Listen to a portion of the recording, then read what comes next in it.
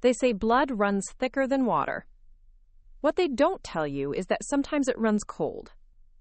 The invitation arrived on a Tuesday morning, slipped under my apartment door like a secret someone didn't want to claim. Cream-colored paper with gold embossing that screamed expensive taste and careful planning. My name was written in elegant script across the front, Captain Sarah Wilson. But the person who addressed it clearly hadn't spoken to me in 4 years, because I hadn't been Captain Wilson for quite some time. I'd love to know which corner of the globe you're watching from. And if this story speaks to you, make sure to subscribe. Tomorrow's video is one you absolutely can't miss. Inside, the words danced around what they really meant. You are cordially invited to celebrate the engagement of Miss Charlotte Thompson to Lieutenant Marcus Hayes, my sister Charlotte, getting engaged to a man I'd never heard of. The date was set for 3 weeks away at the Thompson family estate in Savannah. At the bottom, in my mother's unmistakable handwriting, 2 words that made my stomach drop. Please come. I stared at those words for longer than I care to admit. Please come. Now we'd love to see you, or we've missed you. Just please come, like I was a distant relative they felt obligated to invite but hoped wouldn't show. 4 years. That's how long it had been since I'd set foot in that house, since I'd heard my mother's voice outside of brief, stilted phone calls on major holidays. 4 years later, Charlotte had made it clear that my choice of career was an embarrassment to the Thompson name, that my phase of playing soldier was making it difficult for her to maintain her social standing. Fort Bragg in North Carolina was a world away from the manicured lawns and country club conversations of Savannah's historic district.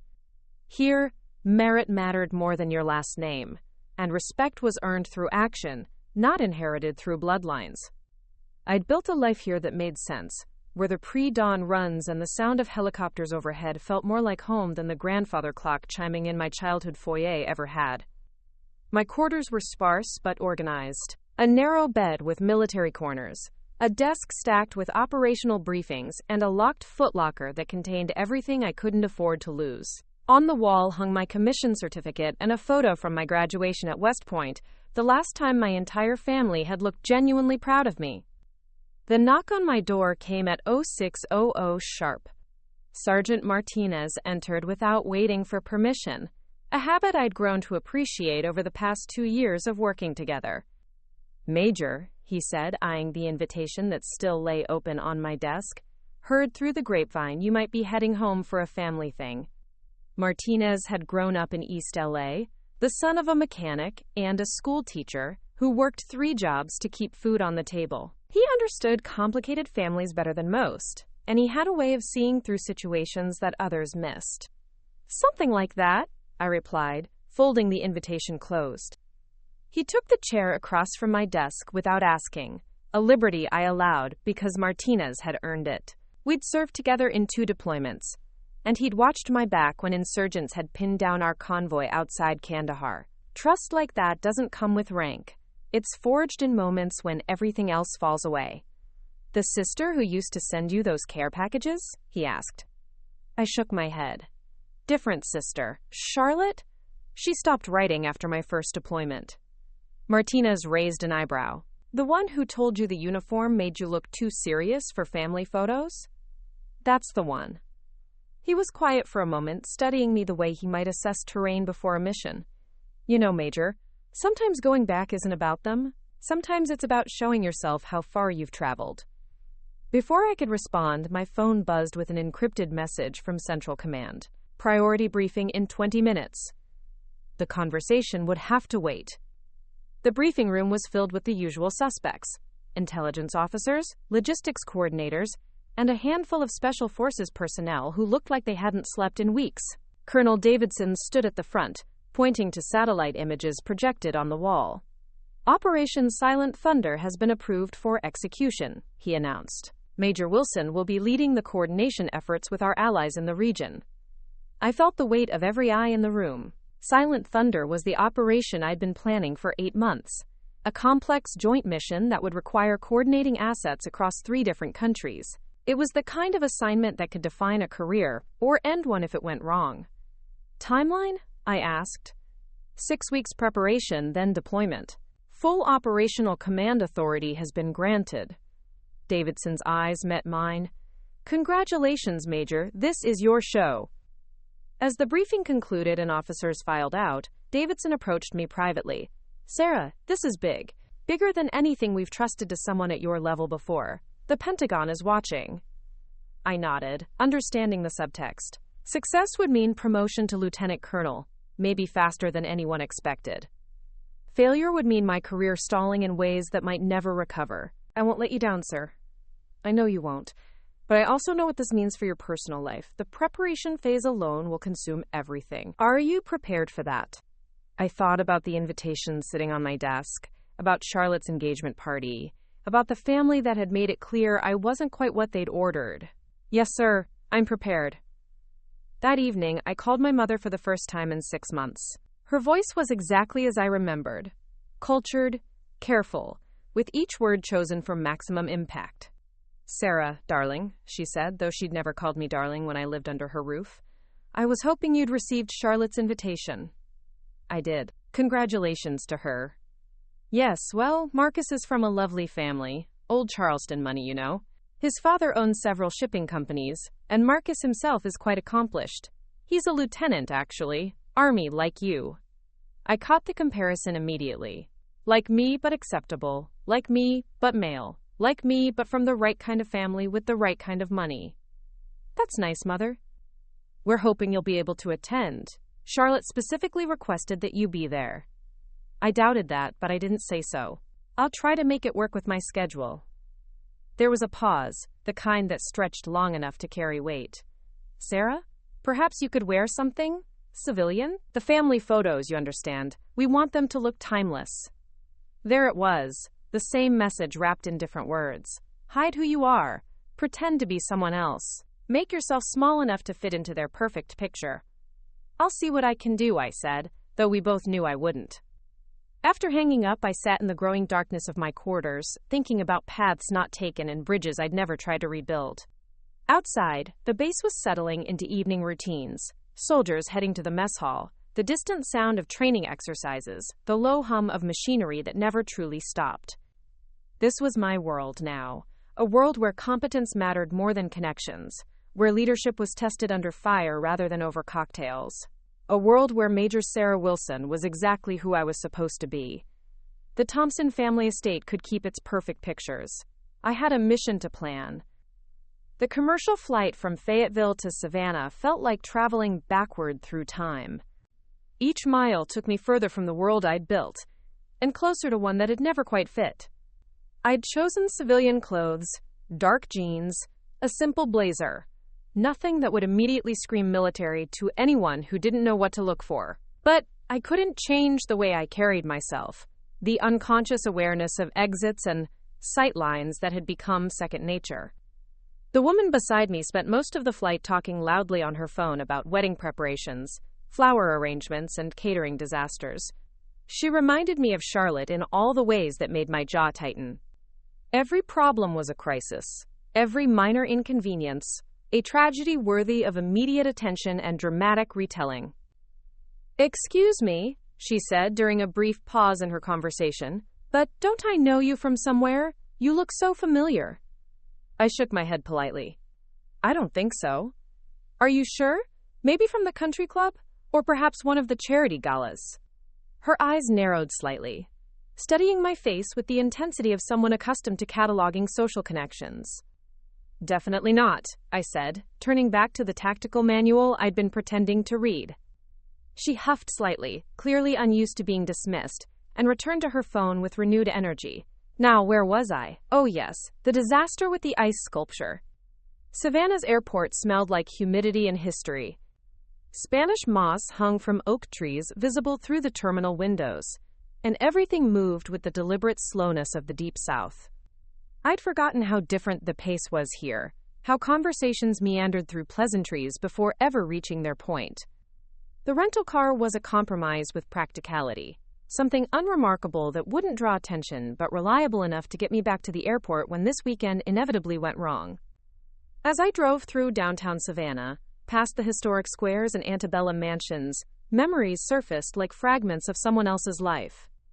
There was Forsyth Park, where Charlotte and I used to chase each other around the fountain until our nanny called us back. There was the cafe where my mother would take us for lunch after piano lessons, where Charlotte would charm the waiters while I sat quietly, reading whatever book I'd smuggled along. There was the private school where I'd been the girl who asked too many questions, and Charlotte had been the one everyone wanted to befriend. A lot of love and effort went into bringing this story to life. If you're enjoying it, we'd be so grateful if you'd subscribe to our channel. Now, back to where we left off. Even then, we'd been walking parallel paths that never quite intersected. The Thompson family estate sat on 12 acres just outside the historic district, a sprawling Georgian mansion that had been in the family for 4 generations. Circular driveway, manicured gardens, and enough parking for the kind of parties that made the society pages. I'd grown up here, but it had never felt like home the way my barracks did. I parked beside a BMW with Georgia plates and a Mercedes with South Carolina ones. Old money cars driven by old money people who would spend the evening discussing old money problems. The kind of gathering where your worth was measured by your last name, your husband's profession, and your ability to navigate conversations about absolutely nothing while making it sound profound. My mother appeared on the front steps before I'd even reached the door, as if she'd been watching from the window. Eleanor Thompson had aged gracefully, the way women with good genes and better skincare routines always did. Her silver hair was pulled into an elegant chignon, and her dress probably cost more than most people's monthly salary. "Sarah," she said, arms extended for an air kiss that barely grazed my cheek, "you made it." I said I would. "Yes, well, you know how unpredictable military schedules can be." She stepped back, eyes scanning my outfit with the efficiency of a quality control inspector. "You look presentable." High praise from Eleanor Thompson. I followed her through the foyer, past family portraits that documented generations of Thompsons who'd built their fortunes on cotton, shipping, and strategic marriages. My own West Point graduation photo was notably absent, though Charlotte's sorority composite held a place of honor near the staircase. The engagement party was being held in the garden pavilion, a structure that had been added when I was in high school specifically for entertaining. White lights strung between columns, round tables with linen tablecloths, and enough floral arrangements to stock a funeral home. Classical music drifted from hidden speakers, and uniformed servers circulated with champagne and canapes. Charlotte held court near the center of it all, radiant in a way that seemed effortless but probably required hours of preparation. She'd always had that gift, the ability to make everything look easy while ensuring everyone knew how much effort it actually required. Her blonde hair fell in perfect waves, her makeup was flawless, and her engagement ring caught the light every time she gestured. Beside her stood Lieutenant Marcus Hayes, and I felt a jolt of recognition that had nothing to do with family resemblance. Tall, dark-haired, with the kind of bearing that spoke of military training even in civilian clothes. But it was his face that made me pause. The slight scar along his left temple, the way he held his left shoulder slightly higher than his right. I knew that face. I'd seen it covered in blood and dust, eyes wide with pain, and something that might have been fear. I'd seen it 3 years ago in Afghanistan, in the moments after an IED had torn through his convoy and left him trapped in a burning Humvee. Marcus Hayes. The lieutenant I'd pulled from that wreckage. The soldier whose life I'd saved when his unit had been ambushed outside Kabul. The man who'd looked up at me through smoke and flame and whispered, "Thank you," before the medics took him away. And now he was marrying my sister. The irony was so sharp I almost laughed out loud. Of all the men Charlotte could have fallen for, she'd chosen the one person in the world who owed me a debt he could never repay. The one person who knew exactly who Major Sarah Wilson was and what she was capable of. "Sarah," Charlotte's voice carried across the garden, bright and performative. "Everyone, my sister's here." Heads turned, conversations paused, and I found myself the center of attention in a way that felt more like a spotlight than a welcome. Charlotte approached with her arms outstretched, but her embrace was as calculated as everything else about her. Brief, photogenic, and carefully positioned so her ring would be visible to anyone watching. "You look wonderful," she said loudly enough for others to hear. So, civilian. The comment was aimed to wound, and it found its mark. Around us, guests chuckled politely at what they assumed was sibling teasing. Only I could hear the edge beneath Charlotte's smile, the same sharp blade she'd been wielding since we were children. Congratulations, I said, keeping my voice level. I look forward to meeting your fiancé. Oh, you'll love Marcus. He's perfect. Everything a woman could want in a husband. She turned to signal him over, and I watched recognition flicker across his face the moment he saw me. To his credit, Marcus Hayes managed to keep his expression neutral as he approached. But I could see the questions in his eyes, the same confusion I was feeling. How had we ended up here, in this garden, at this moment? Marcus, Charlotte said, threading her arm through his, this is my sister Sarah, the one I told you about. Marcus extended his hand, and when I shook it, his grip was firm, familiar. It's a pleasure to meet you, he said carefully. I studied his face, looking for any sign that he would reveal our connection. But Marcus Hayes was clearly better at keeping secrets than I'd given him credit for. His expression remained politely interested, giving nothing away. Likewise, I replied. Charlotte beamed between us, oblivious to the undercurrent of tension. Sarah's been playing soldier for the past few years. Nothing too important, of course.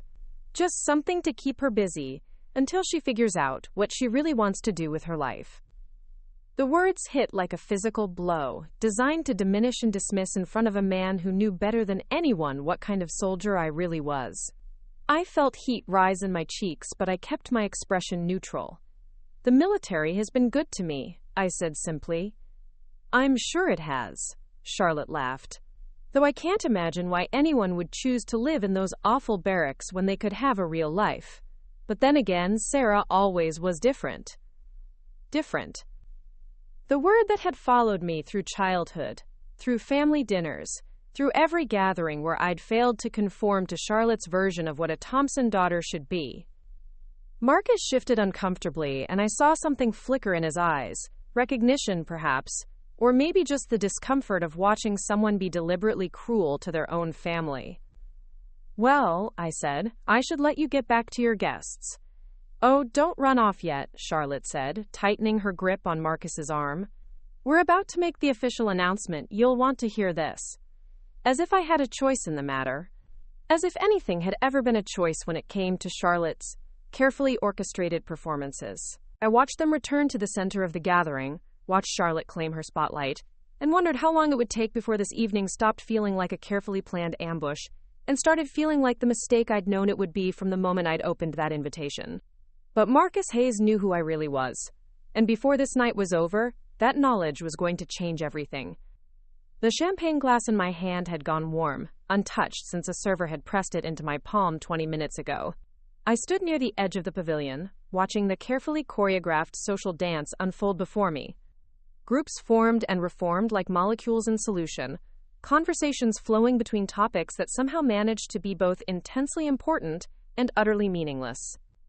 Mrs. Pemberton, a family friend who'd known me since I was in diapers, approached with the determined smile of someone on a mission. She'd been beautiful once, the kind of Southern belle who'd married well and spent decades perfecting the art of gracious conversation that concealed razor-sharp judgment. Sarah Thompson, she drawled, I almost didn't recognize you. You look so serious. It's Wilson now, Mrs. Pemberton, Major Wilson. Her smile faltered slightly. Oh, you kept your married name. Military rank, ma'am.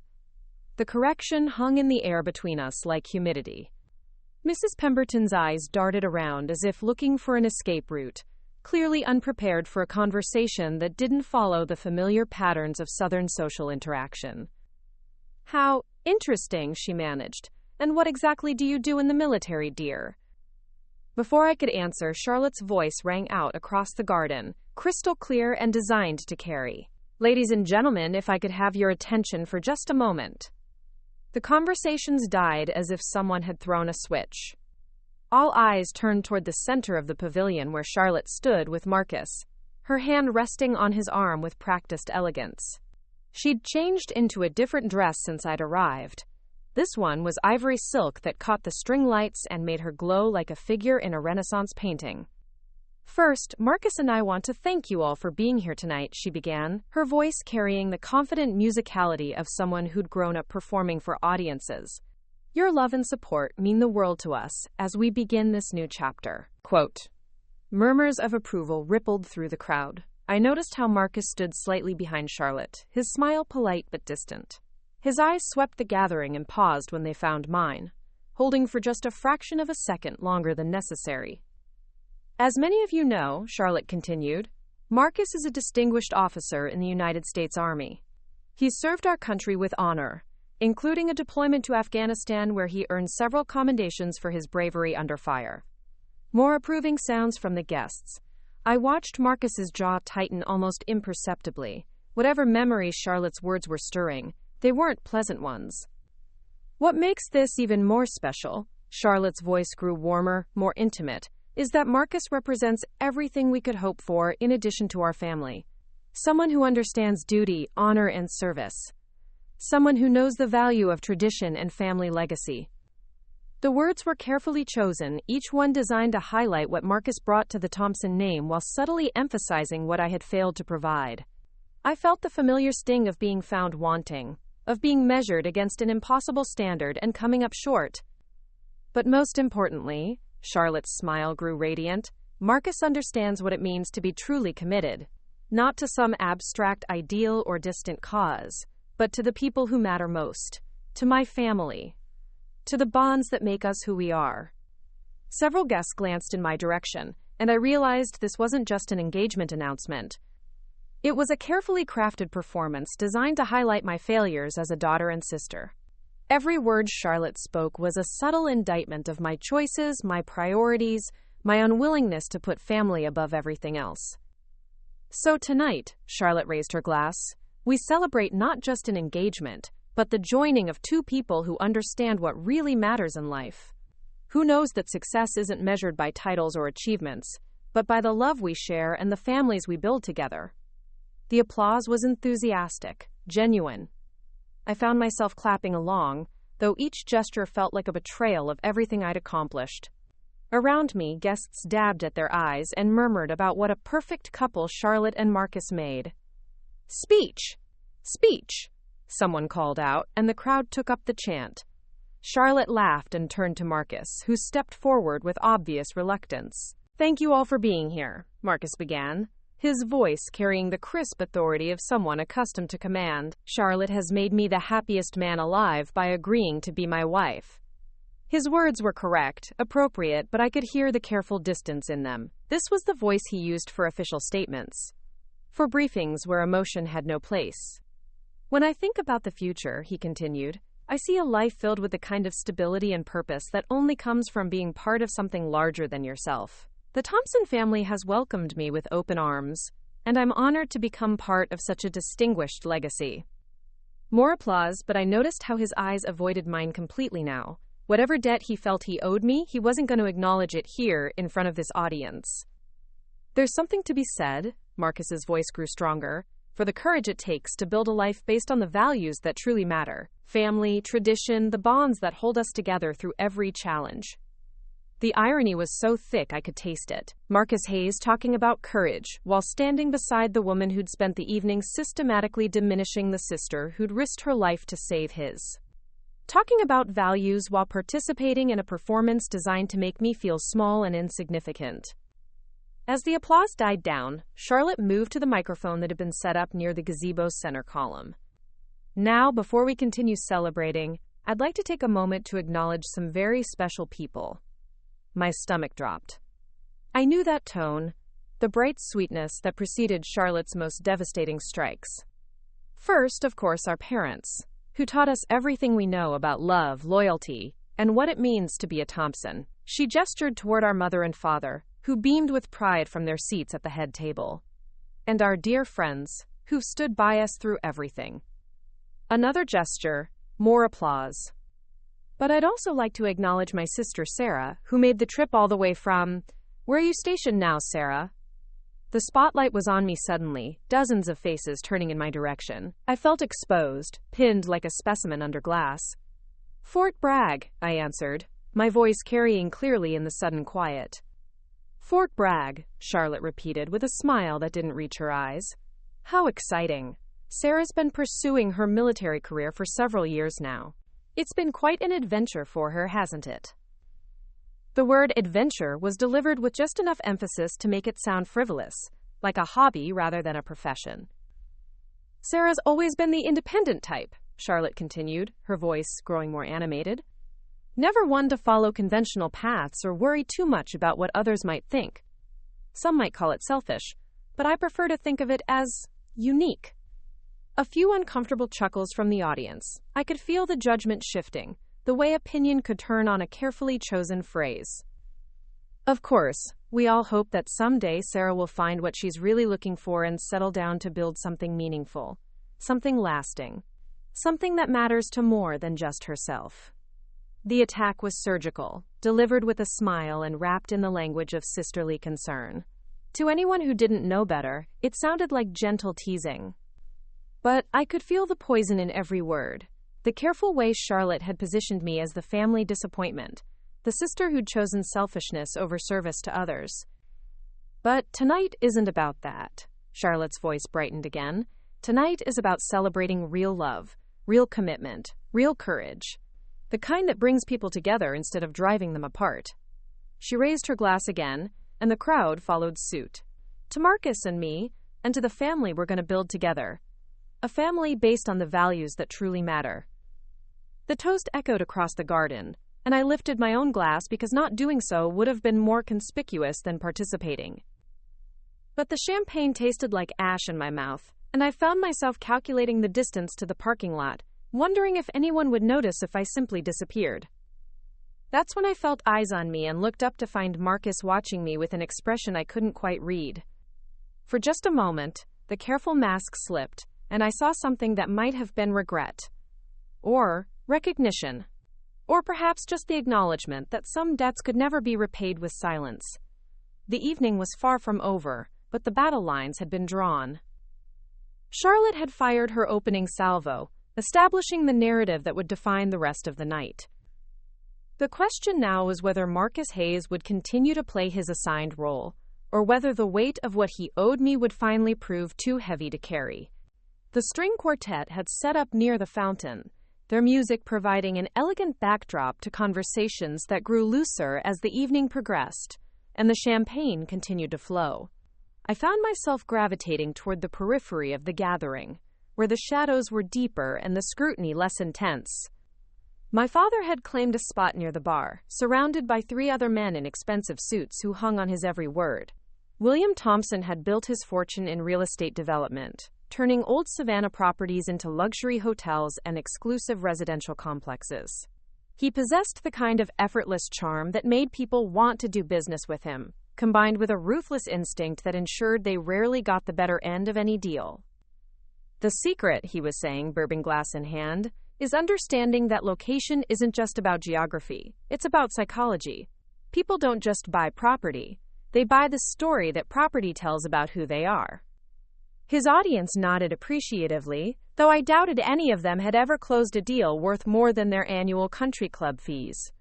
My father had always collected admirers the way some people collected art, not for any intrinsic value, but for the way they reflected his own success.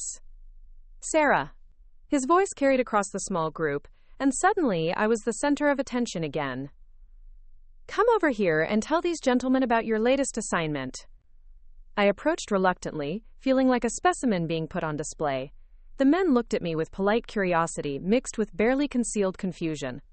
Military daughters weren't uncommon in the South, but most of them served their time quietly, and then settled into more conventional roles. Dad, I don't think. Nonsense, he interrupted, clapping a hand on my shoulder with forced joviality.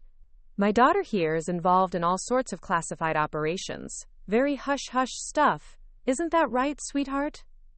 The diminutive stung as it was meant to. My father had a gift for making support sound like condescension, for praising in ways that somehow managed to belittle.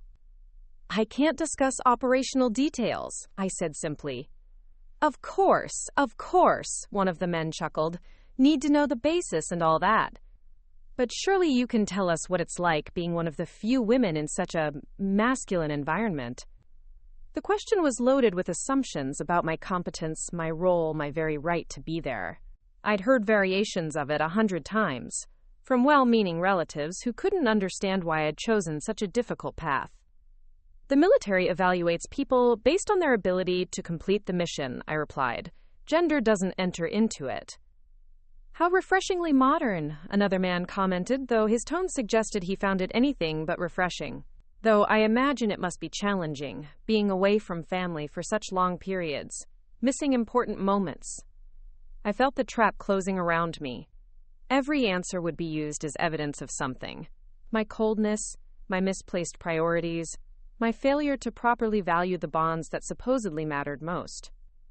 Sarah's always been career-focused, my father said, stepping in with the kind of smooth intervention that looked like support but felt like a knife between the ribs.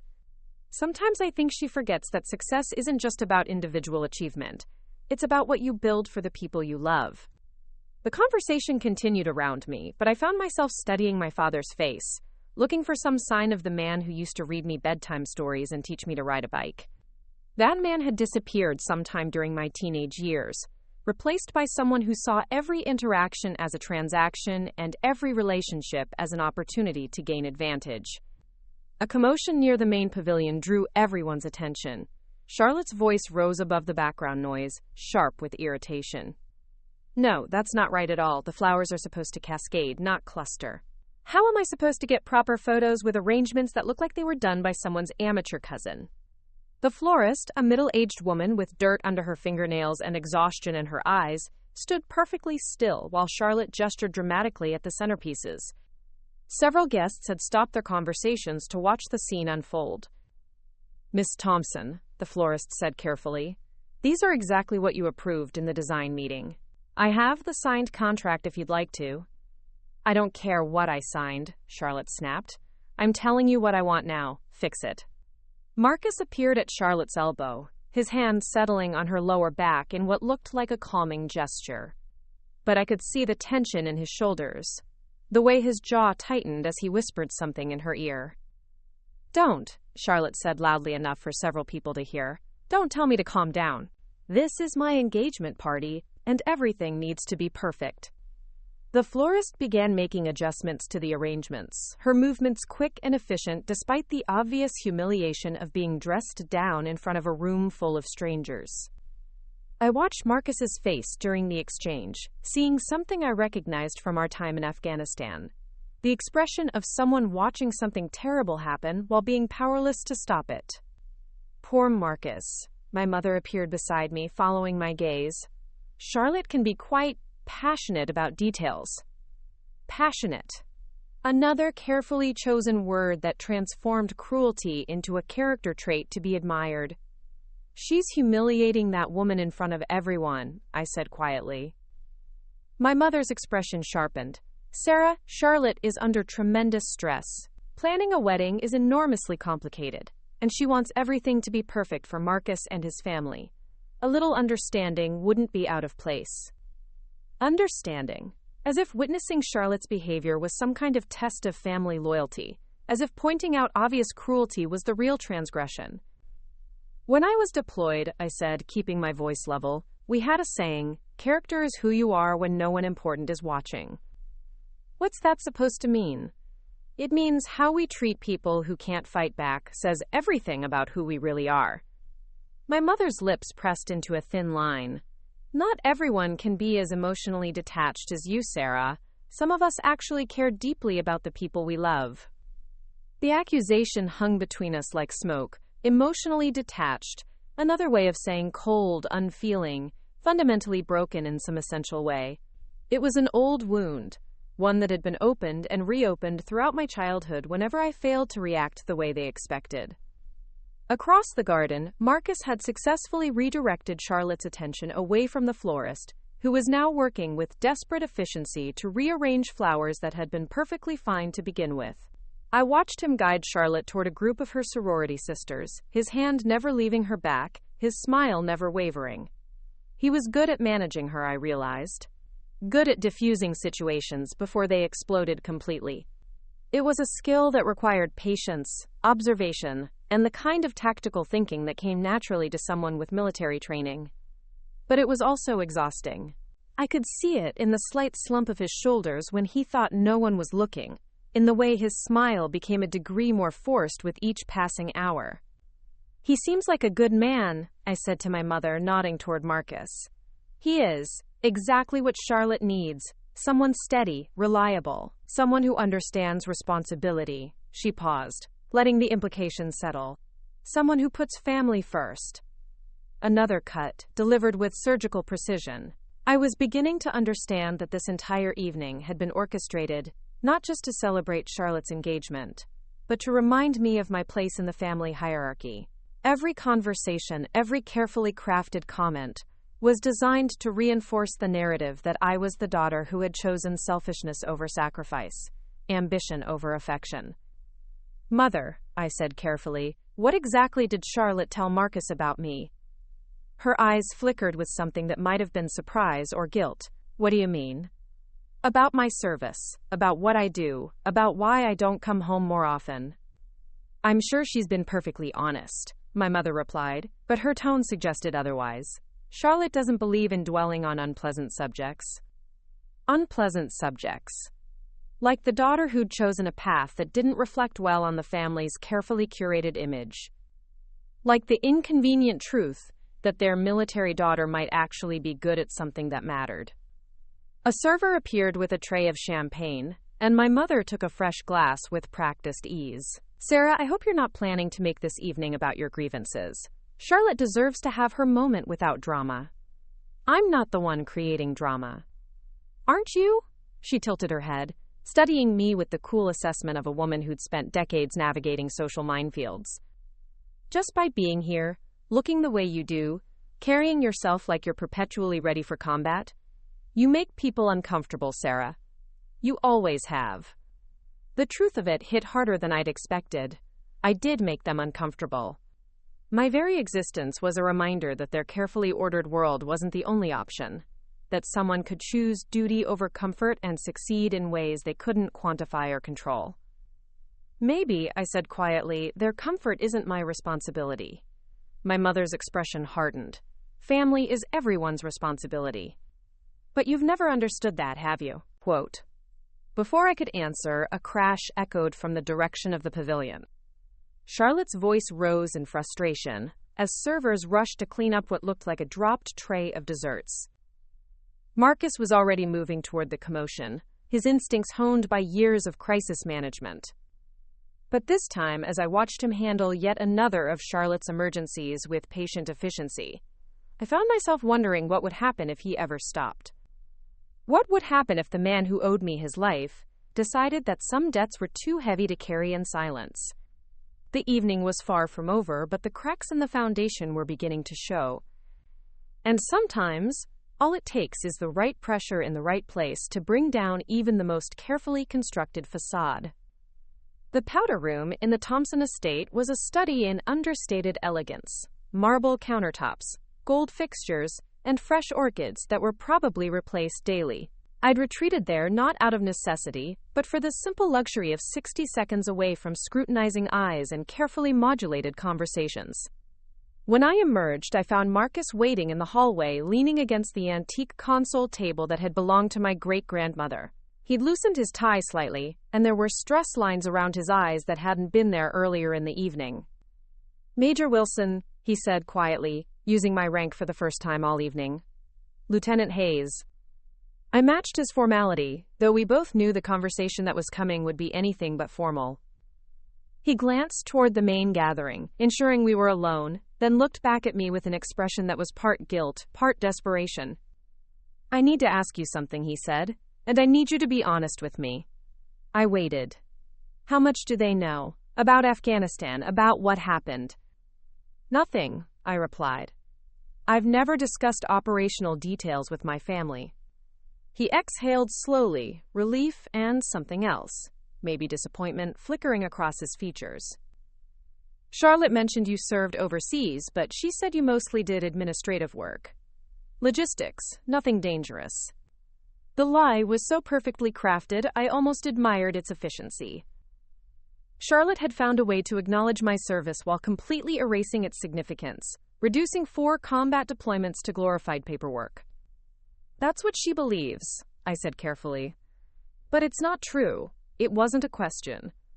No, it's not true. Quote, Marcus ran a hand through his hair, disturbing the careful styling Charlotte had probably supervised. She said you were bitter about not advancing faster, that you exaggerated your role to make yourself feel more important. Each word was a scalpel, precisely placed to inflict maximum damage. I could picture Charlotte delivering these assessments with her characteristic blend of concern and condescension, painting me as a delusional failure who couldn't accept her own mediocrity. What do you think? I asked. He was quiet for a long moment, studying my face as if trying to reconcile the woman in front of him with the version Charlotte had created. I think, he said finally, that the person who pulled me out of that burning Humvee wasn't doing administrative work. The memory hung between us, smoke, screaming metal, the acrid smell of burning fuel and worse things. I'd been leading a convoy escort when Marcus's unit hit the IED. Protocol said to wait for EOD, to secure the perimeter, to follow established procedures for casualty evacuation. I'd ignored protocol and crawled into hell to drag him out. Your shoulder, I said, noticing how he still favored his right side. Did it heal properly? Mostly. Some nerve damage that flares up when it rains. He touched the spot unconsciously. The doctor said if you'd waited another minute for backup, I would have died from smoke inhalation. You were conscious the whole time.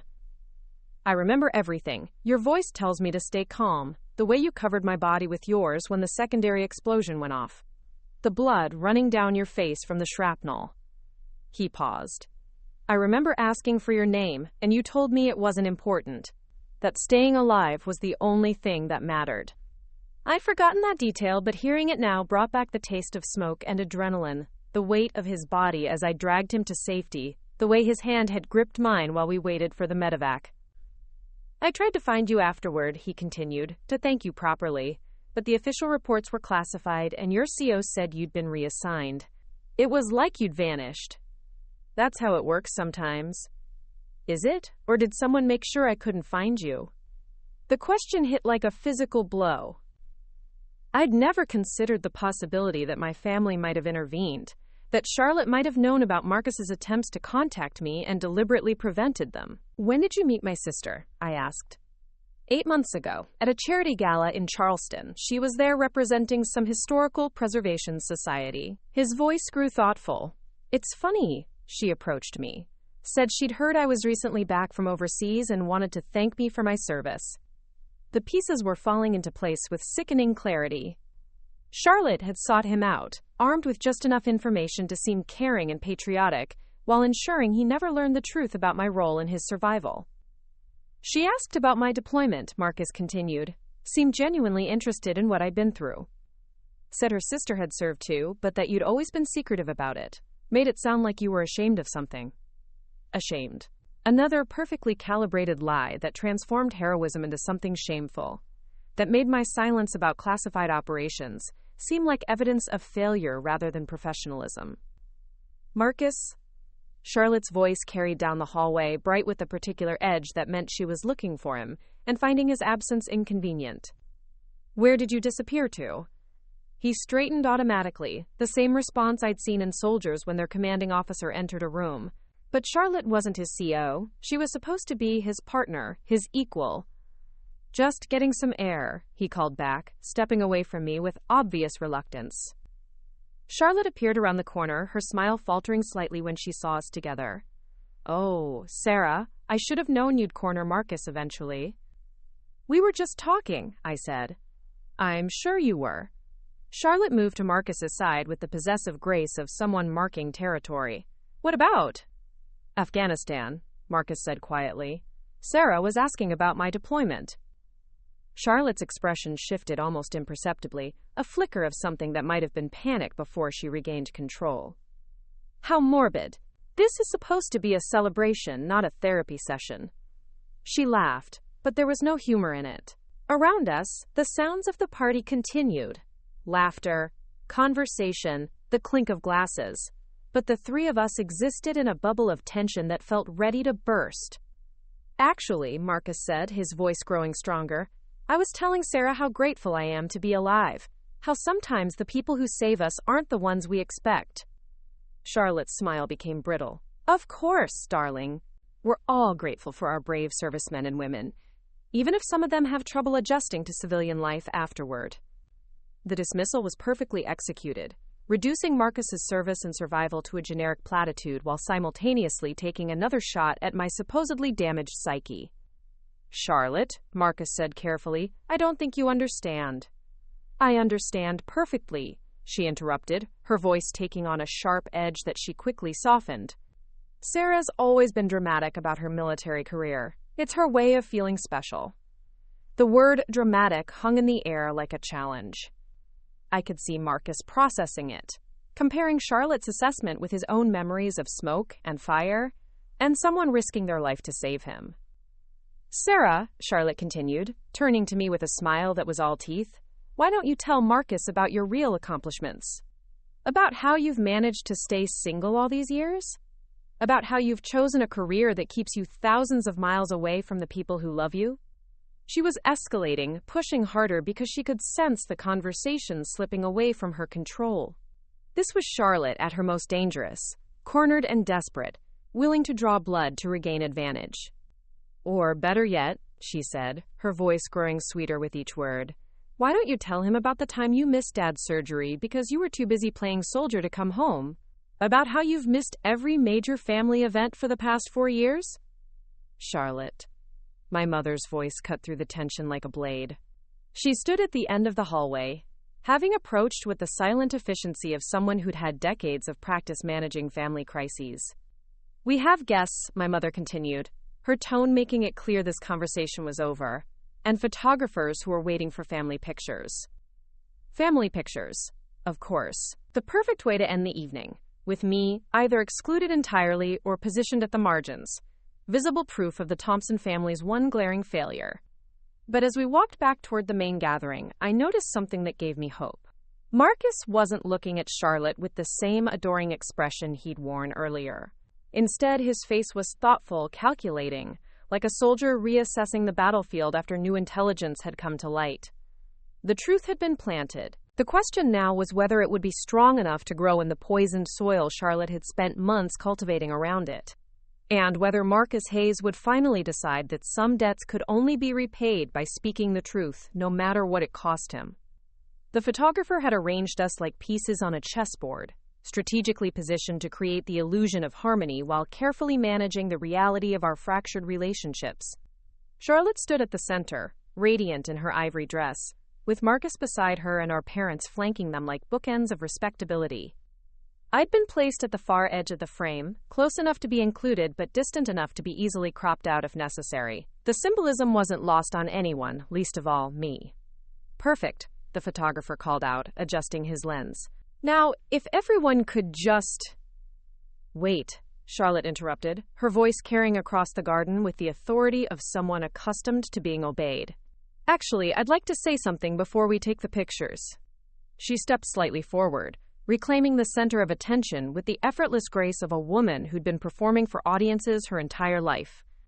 The gathered guests turned toward her expectantly, champagne glasses pausing midway to lips, conversations dying mid-sentence. I know we've already done the formal toasts, Charlotte began, her voice warm and intimate despite carrying to every corner of the pavilion, but there's something I need to address. My stomach clenched. Whatever was coming, I could hear the calculated sweetness in her tone that preceded her most devastating attacks. As many of you know, my sister Sarah has been struggling to find her place in the world for some time now. Charlotte's smile was radiant, sympathetic, perfectly calibrated to suggest loving concern rather than cruelty. She's been playing at being a soldier for several years, though I'm afraid it hasn't gone quite as well as she'd hoped. The military can be challenging for people who aren't really suited for it, and Sarah has always been more of a dreamer than a doer. Murmurs rippled through the crowd. I felt every eye in the garden turn toward me, felt the weight of their judgment and pity. Charlotte had chosen this moment perfectly, with cameras rolling and witnesses everywhere, making any response from me look defensive and desperate. I mentioned this, Charlotte continued, her voice growing stronger, because I want everyone to understand how proud I am that Sarah made the effort to be here tonight, despite her disappointments. It can't be easy, watching other people succeed where you failed. Watching other people build meaningful lives while you're stuck in a career that's going nowhere. The words hit like physical blows, each one precisely aimed to inflict maximum humiliation. Around me, guests shifted uncomfortably, some looking embarrassed by the spectacle while others seemed fascinated by the display of family dysfunction. So I want to publicly thank Sarah for putting aside her own bitterness and jealousy to celebrate with Marcus and me. I know it must be particularly difficult, given that Marcus represents everything she'll never be: successful, respected, genuinely heroic. Marcus had gone completely still beside her, his face pale and rigid. I could see the muscles in his jaw working as he processed what Charlotte was doing, the way she was using his genuine service to diminish mine. After all, Charlotte's voice grew sweeter, more poisonous. Not everyone can be a real soldier. Some people are just worthless. The word hung in the air like a curse. Worthless.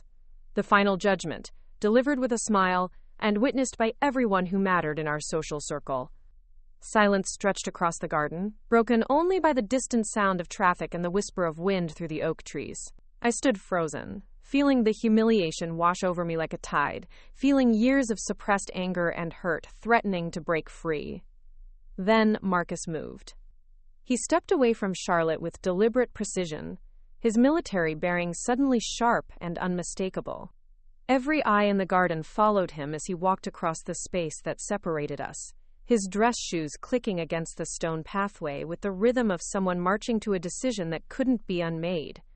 When he reached me, he stopped exactly 3 feet away, the proper distance for military protocol.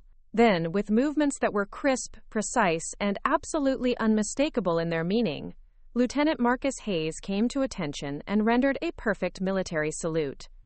"Major Wilson," he said, his voice carrying clearly across the stunned silence. "I apologize for my fiancé's words. She doesn't know what she's talking about." Gasps rippled through the crowd. Charlotte's face went white, then red, as the implications of Marcus's gesture hit her. But he wasn't finished.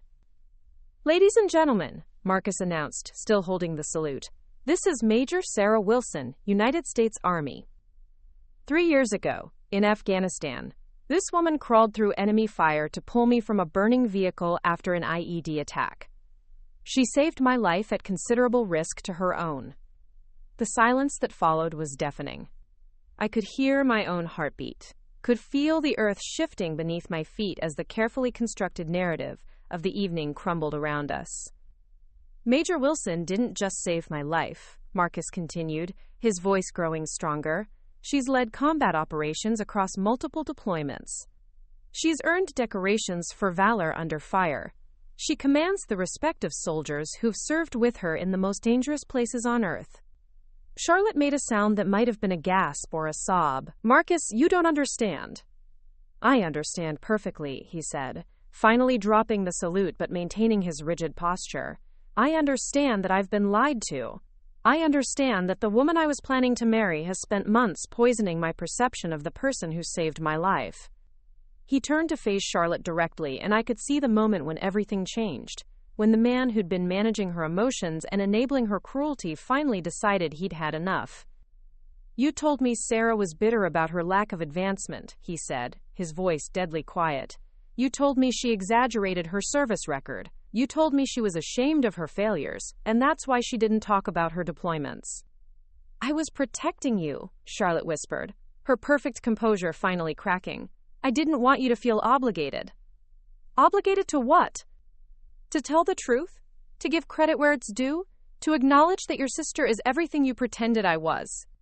The crowd watched in fascination as the fairy tale engagement collapsed in real time. Phones appeared as guests began recording, capturing the moment when Charlotte Thompson's perfect evening became a public humiliation that would follow her for years.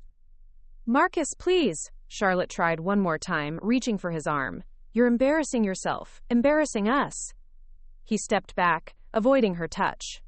The only thing that embarrasses me is that I almost married someone who could stand in front of a room full of people and call her own sister worthless. The photographer lowered his camera, apparently recognizing that this wasn't the kind of moment anyone would want preserved in family albums. Around us, guests began to murmur among themselves, the social fabric of the evening unraveling as thoroughly as Charlotte's carefully constructed lies. "Sarah," Marcus said, turning back to me, "I owe you an apology that's 3 years overdue, and I owe you a debt I can never fully repay." I found my voice at last. "You don't owe me anything, Lieutenant. You were doing your job, same as me." "No," he said firmly. "I was getting soldiers killed because I made a tactical error. You fixed my mistake and saved lives in the process. Including mine." He reached into his jacket and pulled out something small and metallic, his dog tags. "I kept these as a reminder of that day, of what real courage looks like. I should have given them to you years ago." He held them out, and after a moment of hesitation, I took them. The metal was warm from being close to his body, and I could feel the slight dents and scratches that spoke of hard service in dangerous places. "What happens now?" I asked quietly. Marcus glanced back at Charlotte, who stood frozen in the center of the pavilion like a statue of someone who just watched her world collapse. "Now I go back to Fort Campbell and remember what it means to serve with honor," he said. "And you continue being the soldier you've always been. The one who deserves better than this family has given you." He started to walk away, then turned back one final time. "For what it's worth, Major, you're not worthless. You're the most courageous person I've ever known."